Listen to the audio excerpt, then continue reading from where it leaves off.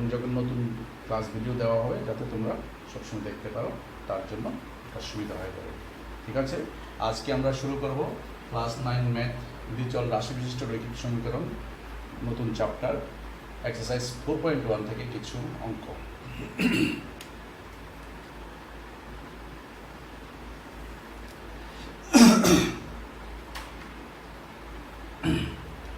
দেখো, আমি প্রথম অঙ্ক শুরু করছি।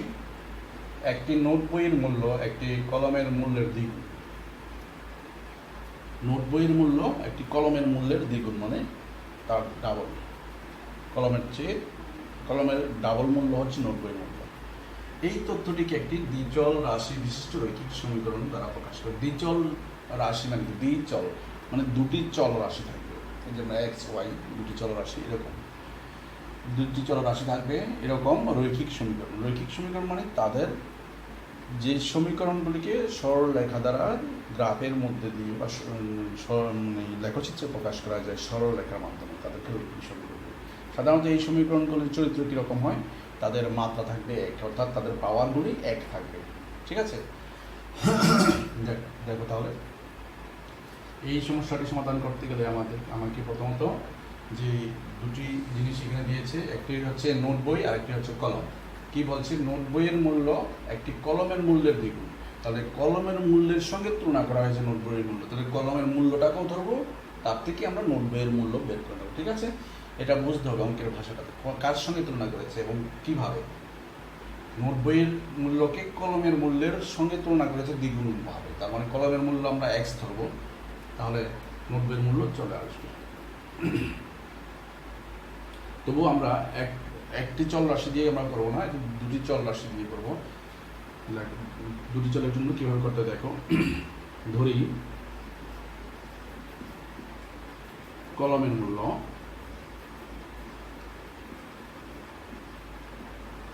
সমান x টাকা এবং নোট বইয়ের মূল্য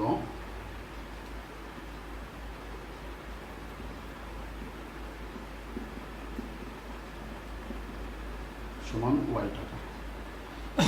এই হচ্ছে দুটি চল রাশি, আমরা x এবং y ধরলাম। তারা যে কথা বলেছেন যে কলমের মূল্যের দ্বিগুণ, নোট বইয়ের মূল্য কলমের মূল্যের দ্বিগুণ। তো আমরা সুতরাং লিখব নোট বইয়ের মূল্য কলমের মূল্যের দ্বিগুণ। নোট বইয়ের মূল্য কত ছিল? ওয়াই। প্রথম প্রশ্ন বা শর্তানুসারে লিখব না, শর্তানুসারে বা এটিকেও লিখলেও হবে।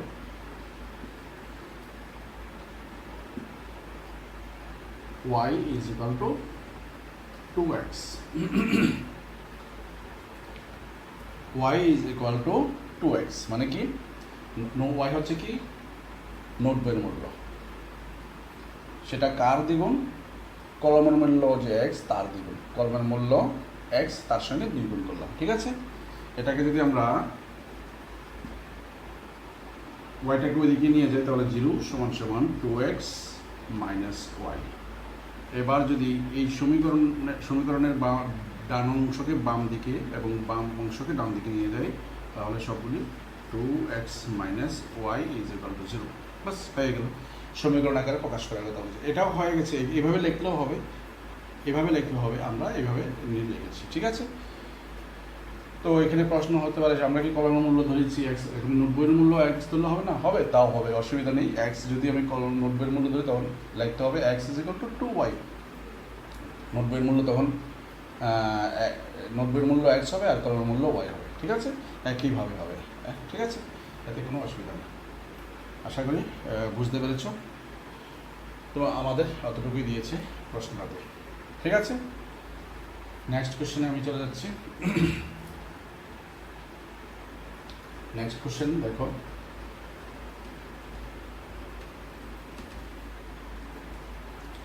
নিচের সমীকরণগুলিকে ax plus by plus c is equal to 0 আকারে প্রকাশ করো এবং a b ও c এর মান নির্ণয় করো।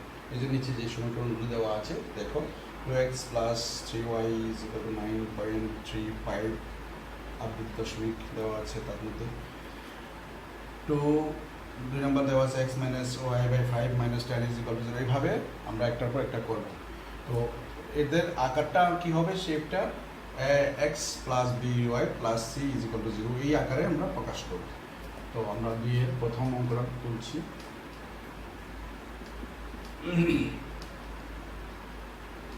2x plus 3y is equal to 9.35 5 উপর বার আছে, মানে দাগটি আছে অনুভূমিকের দাগ। তো এটাকে কি করব আমরা ax plus by plus c আকারে লিখব। x এখানে দেখছি x plus by plus c is equal to 0 এর মতো দেখতে যাতে হয় এটা। তো আমরা কি লিখব, বা এখানে ax হচ্ছে 2x প্লাস by হচ্ছে 3y প্লাস c, কিন্তু এখনো হয়নি, এখান থেকে আসবে, এটা আসলে তারপরে প্লাস সিটা হয়ে যাবে। দেখো 2x প্লাস 3y, এদিক থেকে তো আর প্লাসটা এদিকে আসলে কি হবে, মাইনাস 9.35 ইকুয়াল টু এখানে কি রাখবো, 0 রেখে দেবো, কারণ কি 9.35টা এদিকে চলে এসছে, প্লাস ছিল এইভাবে এদিকে আসাতে এটা কি হবে, মাইনাস হয়ে গেছে, আর ওইদিকে কিছু নেই তো 0 থাকবে। তো এখানে আমরা এখানে x plus by plus c আকারটা হয়ে গেল। তো এটাকে আর একটু চিহ্নটাকে প্লাস, সবগুলির চিহ্ন কিন্তু প্লাস থাকতে হবে, এটা কিন্তু মাথায় রাখতে হবে, প্লাস করে নেবো। তো মাইনাস আছে, মাইনাসটাকে আমরা কীভাবে লিখছি কাজা করে দেখো। সুতরাং 2x plus 3y plus of minus 9.35 বাস হয়ে গেল। তাহলে দেখো সবগুলি প্লাস হয়ে গেল। এখন তোমরাই বলো, এই যদি এক্স এর সঙ্গে এখানে এক্স এর তুলনা করি, এক্স এর সহগগুলি, এক্স এর যে সহগ এখানে আছে কত 2, আর এক্স এর সহগ এখানে আছে কত 1, এ সমান 2 হবে, একদম সহজ বিষয়। এক্স এর সঙ্গে যে এ আছে এর মান হবে এক্স এর সঙ্গে এখানে যা আছে তা 2। তারা বলেছে এ বি সির মান বের করে দেবো। আমরা এখানে দুটি প্রশ্ন আছে মনে রাখো, যে প্রথমত x plus by plus c is equal to 0 আকারে প্রকাশ করতে বলেছে, আমরা সেটা প্রকাশটা করেছি। এই পার্টের প্রথম পার্টের উত্তর শেষ। সেকেন্ড পার্ট বলেছে এ বি ও সি এর মান নির্ণয় করো। এখান থেকে আমরা কিভাবে এই আকারে যদি প্রকাশ করি, তাহলে এর থেকে এ কত, বি কত, সি কত, তাহলে এখন তুলনা করে পাই। আমরা দেখছি কি, সুতরাং এ সমান কত হবে 2, বি সমান ওয়াইয়ের সঙ্গে বি আছে, আর ওয়াইয়ের সঙ্গে এখানে কত আছে 3, তাহলে বি সমান 3, সি সমান কত আছে প্লাস সি, প্লাসের পরে যা আছে সেটা পুরোটা হচ্ছে সি, প্লাসের পরে যা আছে একদম মাইনাস সহ আসবে, মাইনাস সহকারে যা পুরোটা হবে, এবং তাহলে সি সমান কত হচ্ছে মাইনাস 9.35। বাস, একদম সহজ বিষয়, শুধু নিয়ম করে কাজটা করে দিতে হবে। তো 2 নম্বর কোশ্চেনটা দেখো।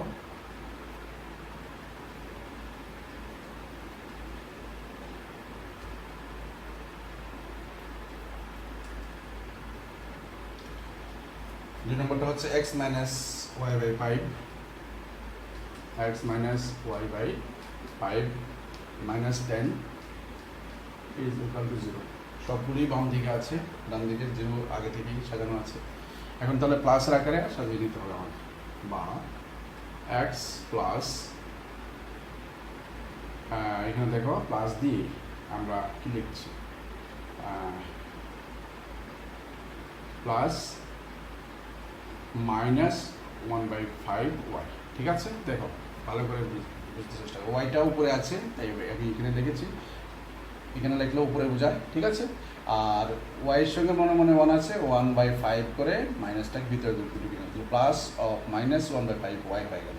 এটা যদি আমি হিসাব করি এটাই হবে, দেখো প্লাস মাইনাস y/5, ঠিক আছে। তারপরে মাইনাস দেবো না, প্লাস অফ মাইনাস 10। তাহলে এক্স এর মান কত আছে, এক্স এর সঙ্গে যে এখানে এক্স এর সঙ্গে এ আছে, আর এখানে এক্স এর সহগ কত আছে, এক্স এর সঙ্গে মানে 1 আছে, কিছু নেই মানে 1, ঠিক আছে। এটা ইচ্ছে করে তুমি 1 ইনটু দিয়ে দেখে দিতে পারো বোঝার সুবিধার জন্য, ঠিক আছে। এখন স্পষ্টত, সুতরাং কি লিখতে পারো, এ সমান সমান কত হচ্ছে, এক্স এর সঙ্গে এ, এক্স এর সঙ্গে 1, ঠিক আছে। তারপরে ওয়াই এর সঙ্গে বি, ওয়াই এর সঙ্গে কত, -1/5, -1/5, এবং সি প্লাসের পরে যা আছে এটা পুরোটা সি, প্লাসের পরে যা আছে পুরোটা সি, সি সমান এখানে -2, ঠিক আছে, একদম সহজ। আমি সবগুলি অঙ্ক তুলে নিই, আমি এখানে 1, 2, 3, 5 এবং 8 নম্বর তুলেছি, বাকিগুলি তোমরা নিজেরা করবে।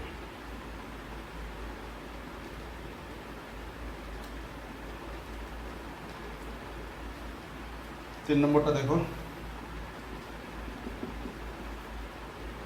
-2x + 3y = 6, বা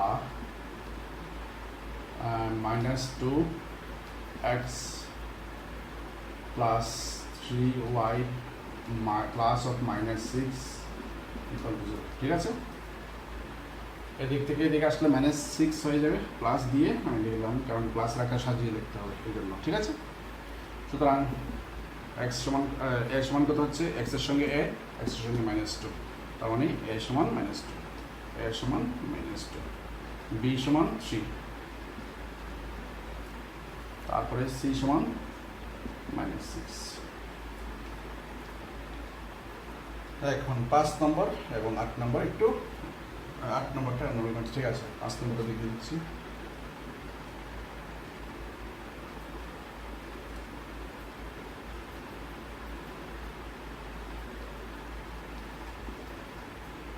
x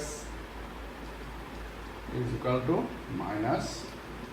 -5y, বা 2x -5y এদিকে আসলে +5y হয়ে যাবে। তো প্লাস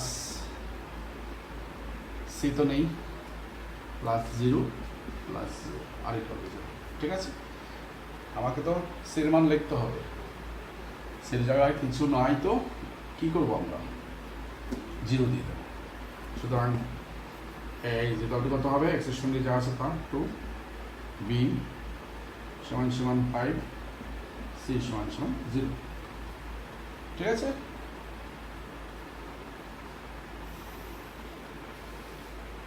নেক্সট হচ্ছে 8 নম্বরটা।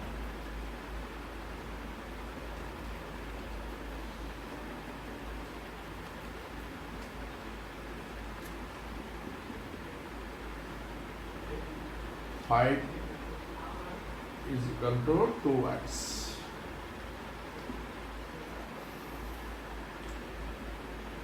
কি করব, 2x যেহেতু x ওই দিকে নিয়ে যায় 5টাকে, তাহলে সুবিধা হবে। 0 = 2x - 5, তারপরে সম্পূর্ণটা এদিকে আমি নিয়ে যাব, বা 2x - 5 = 0। দেখো এখানে y নেই, এমন আরও অঙ্ক আছে, দেখবে আমি একটা দেখিয়েছি এর মধ্যে থেকে। কী করবো আমরা, y আমাকে আনতেই হবে, যেহেতু এখানে আছে, আমি কীভাবে দেখব, 2x তো আছে, এরপরে ax 2x হলো প্লাস by দিতে হয়, b তো এখানে তো y তো নেই, তাই y এর আগে 0 গুণ করে y লিখব, তার মানে 0 এর সঙ্গে y গুণ করলে 0 × y 0 হয়ে যাবে, তার মানে 0 মান তো লেখা না লেখা সেম, তার জন্য এখানে যেহেতু 0 দিলে কোনো সংখ্যার বৃদ্ধিও ঘটে না, হ্রাসও ঘটছে না, তাই এটা দিয়ে আমার কোনো ভুল হয়নি, বরং এটা আমার বেনিফিট দেবে, কারণ ওয়াই মান, ওয়াই যে সহগ সেটার মান পাওয়ার জন্য এটা লাগবে আমার, ঠিক আছে।